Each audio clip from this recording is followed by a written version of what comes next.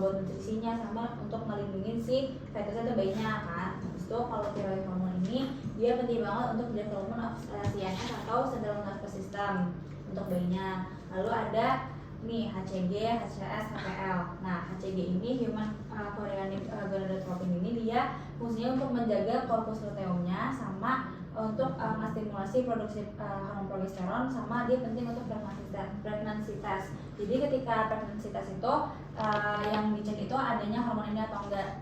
Kalau misalnya maksudnya di urin. Jadi kalau misalnya ada hormon ini berarti dia positif, berarti dia hamil gitu. Terus kalau misalnya HCS itu human chorionic somatotropin, dia ini nggak reduce maternal use of glucose, sama dia nggak promote lipolysis. Jadi nanti kan bayinya ini perlu glukosa dan lain-lain, itu termasuk kan nutrisinya kan tadi. Nah itu dia nge-reduce maternal use of glucose, jadi ibunya ini penggunaannya dikurangin karena dia nanti akan dikirim ke buat si bayinya. Nah terus dia nggak promote lipolysis,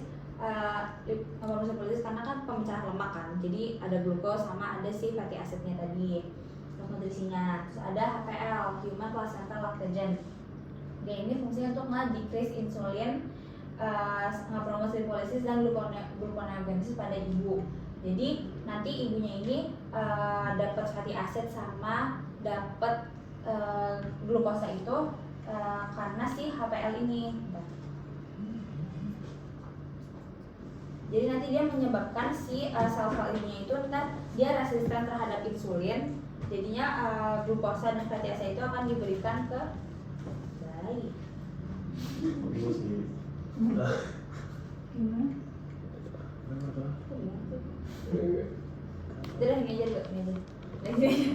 Jadi dia nggak decrease insulin sama nggak promote lipolysis dan gluconeogenesis pada ibunya.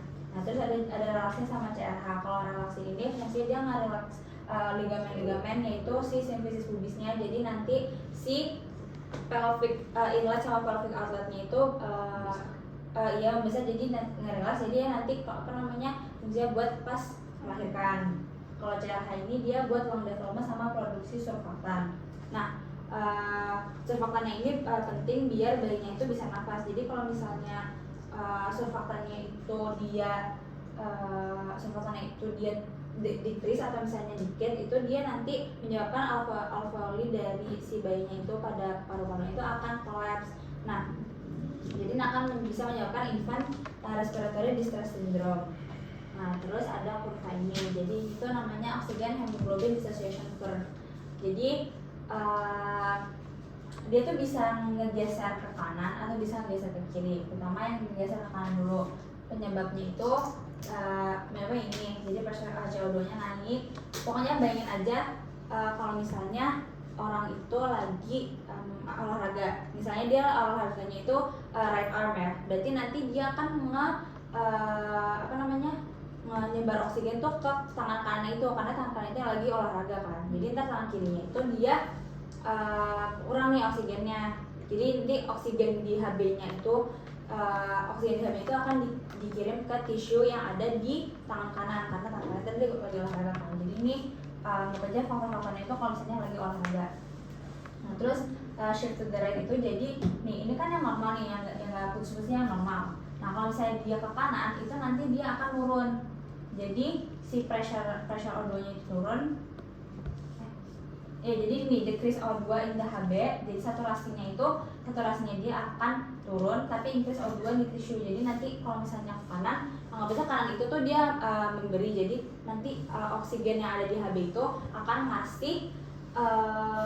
ngasih O2-nya ke tisunya, gitu, paham nggak?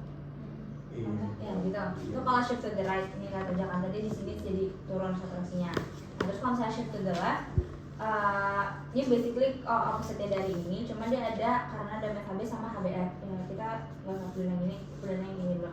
Jadi kalau misalnya yang shift to the left itu nanti dia dari normal itu dia increase O2-nya itu di HB-nya. Jadi nanti O2 yang ada di tisu dia itu akan sedikit karena yang banyak tuh yang di HB-nya, karena yang tadi yang di tangan yang kiri itu dia nggak lagi olahraga atau dia nggak lagi apa kan, jadinya dia akan increase O2 di HB-nya buat nanti dikasih ke yang kanan, karena yang kanan butuh buat di tisunya dia. Nah, terus ini ada HbF. Nah, kita masuk ke sini nih. Jadi HbF itu tuh hemoglobin yang ada di bayinya. Nah, ini kan ada maternal surplus, ada fetal surplus. Ini bayinya, ibunya. Terus ini ada uterine vessels atau kayak pembuluh dari si ibunya itu. Terus ini kan placentanya, ini ada interval space. Jadi nanti kalau misalnya si fetus itu dia punya 2 umbilical arteries sama 1 umbilical vein. 2 umbilical arteries itu dia yang deoxygenated blood. Jadi nanti si arterinya ini kan kalau arteri itu dari hati ke organ lain kan? Jantung. Dari jantung ke organ lain. Jadi si bayi ini arterinya ini contain deoxygenated blood atau CO2 karena dia nyebarin si CO2-nya ini buat jadi waste itu, buat jadi yang waste tadi. Jadi ntar ke ibunya. Karena kan tadi ada gas exchange tuh. Gas exchange-nya dari ibunya ngasih O2, bayinya ke ibunya ngasih CO2. Nah, itu tuh dari si 2 umbilical arteries ini. Nah, terus habis itu ada dia punya 1 umbilical vein, yaitu untuk dia mendapatkan O2 dari si ibunya. Nah, terus habis itu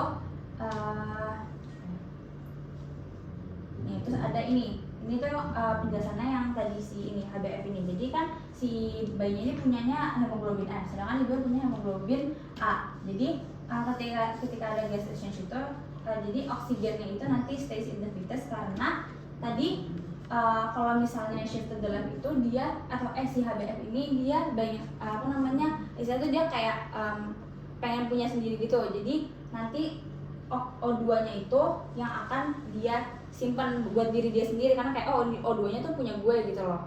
Jadi dia akan karena si HbF ini nanti banyak akan dapat si oksigen. Jadi karena shift to the left. Enggak. Bedanya hemoglobin A sama hemoglobin F tadi apa gimana? Nggak paham. Kalau bedanya aku nggak tahu. Cuma kalau misalnya maksud gue HbF itu maksudnya bayinya punya HbF, dan sedangkan HbF itu faktor si kurvanya itu nge-shift to the left. Jadi nanti dia O2 di di HB si bayi itu banyak. Dia nggak bakal ke tisu yang lain. Intinya ke jaringan. Misalnya dia bakal ke jaringan, misalnya dia increase di HB-nya. HB di darah bayinya tapi bukan jaringan ibunya gitu ya. Iya. Main. Karena si HbF itu salah satu faktor dari si yang kurvanya bisa shift ke kiri.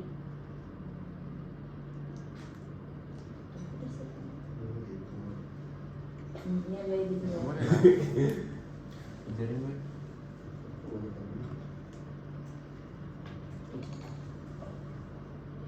Tapi ini tuh nggak ada di Medan. Di mana? Di medical system. Medical professionals. Kalau di ChatGPT cuma.